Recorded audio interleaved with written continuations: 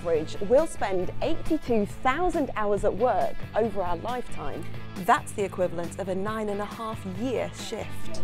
The average employee will spend just 4% more time with their family and partners than their work colleagues. So that means our well-being while we're here is so important. Companies like this one know that feeling supported at work boosts productivity. So they've introduced schemes like peer support and phased returns, both of which benefited Carly when she came back from maternity leave.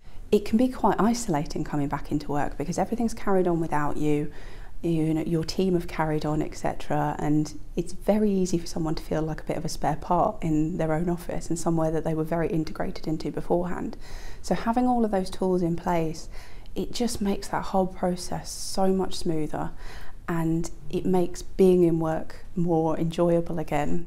Research suggests there are lots of ways workplaces can improve overall wellness, such as listening to music, introducing stand-up desks and encouraging flexible working.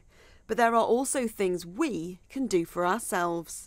Write down and find out what are the things that are making them unhappy, what are the things that are making them feel really stressed or panicky or demoralised. Find out what they are, and the next stage would be to find out what sort of influence they have over that themselves. So it could be that they need to talk to a manager about it, they talk to HR, they look at all the things that they can do to address the actual issues. For others, though, taking a new path in their career could be the change they're looking for.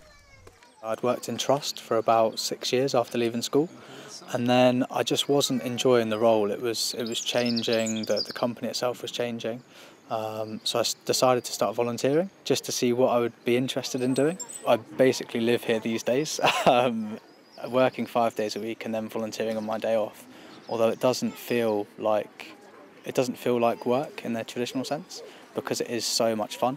I'm much happier generally. There's far less stress because I enjoy what I do and I believe in the cause. So from that respect, it's transferred back home as well. For Lorraine, it meant reducing her hours as a beauty therapist to make time for nurse training. I want to interlock your fingers and you're going into the centre of the chest, okay? But not before getting back to the books.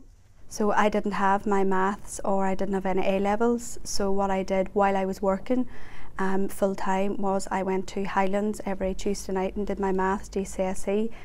It was the hardest thing I've ever done in my life, working full time, you know, finishing work at 6 o'clock, having to go home, make dinner and then study every single night. I just thought, you know what, if you don't do it now, you're never going to do it. And I had this feeling in my gut that this was the right thing to do, and I'm so glad that I followed my gut instinct. So whether you're in love with your job or your heart's simply not in it anymore, there are always ways to improve your situation. And by doing that for ourselves in here, we can improve our lifestyles out there.